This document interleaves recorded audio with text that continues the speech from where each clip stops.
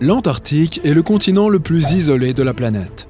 Il renferme 90% de la glace du monde, mais il est considéré comme un désert car les précipitations annuelles n'y dépassent pas 300 mm. Difficile de croire que c'est un désert rien qu'en le regardant, puisqu'il est blanc et plein d'animaux sauvages. Mais l'Antarctique n'est pas seulement ce qu'il semble être en surface, car tant de choses sont cachées en dessous, et même au-dessus. L'Atlantide a longtemps été un mystère pour l'humanité. A-t-elle jamais existé? Et si oui, où était-elle située? L'une des théories soutient que la civilisation atlante aurait pu prospérer et s'épanouir sur le continent antarctique lorsqu'il n'était pas encore recouvert de glace. En raison des ères cycliques de la Terre, c'est-à-dire l'alternance de périodes de glaciation et de périodes interglaciaires, on pense que l'Antarctique a été à une époque une forêt tropicale. Et une récente photo de Google Earth a permis de découvrir des ruines intéressantes, enfouies profondément dans le lit d'un lac du continent blanc. On ne sait pas exactement à quelle civilisation appartenaient ces vestiges, mais certains experts pensent qu'il pourrait s'agir de l'Atlantide. Ces lacs gelés de l'Antarctique renferment encore bien d'autres choses dans leur profondeur. Dans les années 1970, les scientifiques ont été surpris de trouver de grands lacs sous les plaques de glace du continent gelé. On pense que plus de 400 lits de lacs existent sous les couches de glace. Le lac Vostok, par exemple, le plus grand lac sous-glaciaire, y est enfoui sous 3 km d'épaisseur de glace. Des grottes de glace bleue immaculée s'y cachent aussi. L'eau de ces lacs reste liquide grâce au faible niveau de chaleur géothermique provenant du noyau de la Terre. Et les scientifiques pensent que certains lacs ont environ 15 millions d'années. Parmi les phénomènes uniques qui se produisent sur le continent, l'Antarctique abrite une chute d'eau extrêmement bizarre.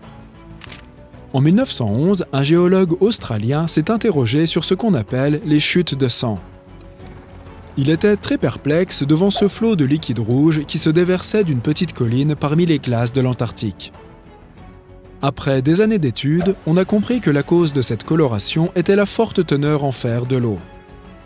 La dernière pièce du puzzle s'est emboîtée lorsque les scientifiques ont découvert qu'il y avait à proximité un lac souterrain dont l'eau était remplie de fer oxydé qui était à l'origine des chutes de sang.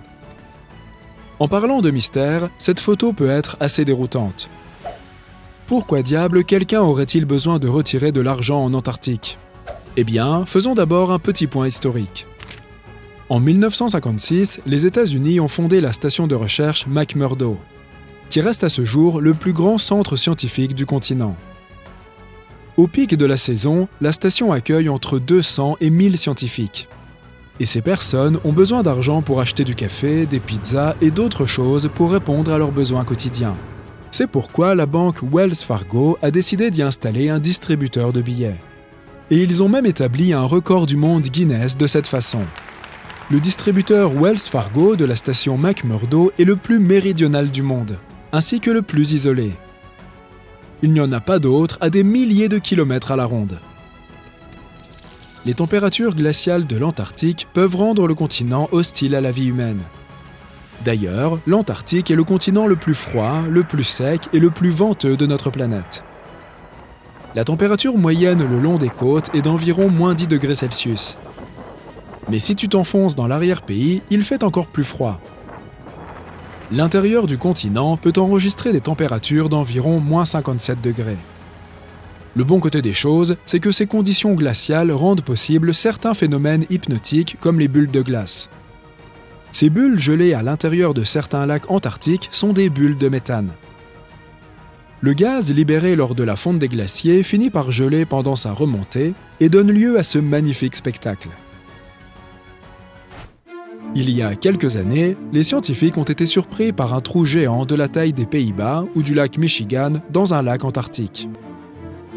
Ce genre de trou est appelé polynie et c'est un phénomène naturel sur le continent. Mais celui-ci est le plus grand que les scientifiques aient vu depuis les années 1970. Les polynies sont des trous massifs dans une mer de glace. La plupart d'entre eux apparaissent le long de la côte, mais celui-ci a été découvert dans la mer de Weddell, bien plus loin des côtes. Les scientifiques tentent encore de comprendre comment cela s'est produit et quelles sont ses implications pour le climat de la région. L'une des caractéristiques du continent semble complètement artificielle et a même suscité plusieurs théories concernant ses origines. Cette formation ressemble exactement à d'autres pyramides faites par l'homme, n'est-ce pas? La seule différence est qu'il s'agit en fait d'une formation rocheuse naturelle et qu'elle existe depuis très longtemps. Elle a été découverte pour la première fois lors d'une expédition dans les années 1910 et a été gardée secrète depuis. Elle a été surnommée la pyramide, mais son nom scientifique correct est Nunatak, qui signifie simplement un pic de roche dépassant d'un glacier ou d'une couche de glace. Il existe d'autres pics célèbres qui ressemblent à des pyramides, comme le Cervin en Suisse. Donc non, ce n'est définitivement pas une construction humaine. La liste des découvertes fascinantes sur le continent glacé continue. Alors qu'un programme d'intelligence artificielle analysait un ensemble de données sur l'Antarctique, il est tombé sur une découverte étonnante. Il pourrait y avoir jusqu'à 300 000 météorites non découvertes dans le champ glacé du continent.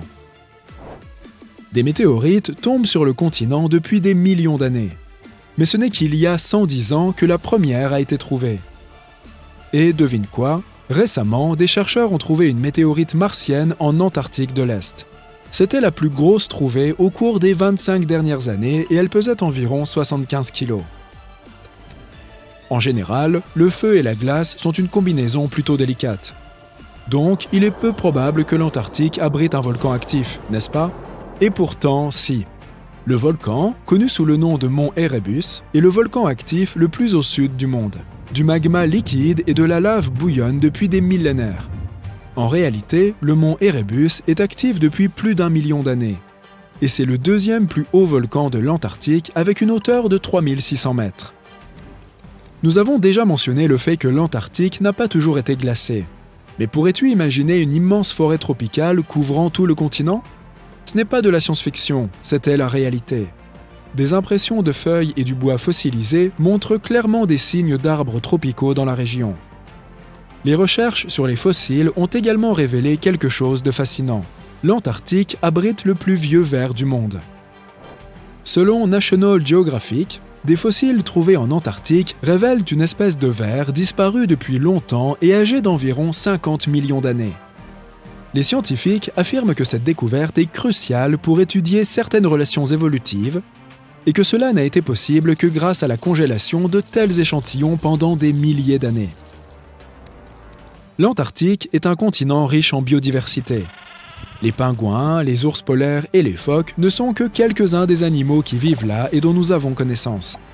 Mais il existe aussi une espèce de poisson rare et fascinante qui peuple les eaux de l'Antarctique. Connue sous le nom de poisson transparent, cette espèce est aussi bizarre que belle. Ce poisson a dû s'adapter pour survivre aux températures glaciales de l'eau en Antarctique, à tel point qu'il a évolué en un être unique. En plus d'avoir un corps transparent, ce poisson a un sang transparent, ce qui le rend complètement transparent. Et ce, parce qu'il lui manque la protéine hémoglobine qui donne au sang sa couleur rouge. Quand tu penses à l'Antarctique, tu penses probablement aux icebergs, n'est-ce pas? Voici donc quelques faits amusants à leur sujet. Savais-tu que les icebergs ont une durée de vie d'environ 3000 ans? Et qu'avec le Groenland, l'Antarctique est l'une des principales sources d'icebergs au monde? D'autre part, les icebergs peuvent atteindre jusqu'à 210 mètres de profondeur sous la surface de l'eau, et environ 90% du volume d'un iceberg est immergé. D'où l'expression « ce n'est que la partie émergée de l'iceberg ».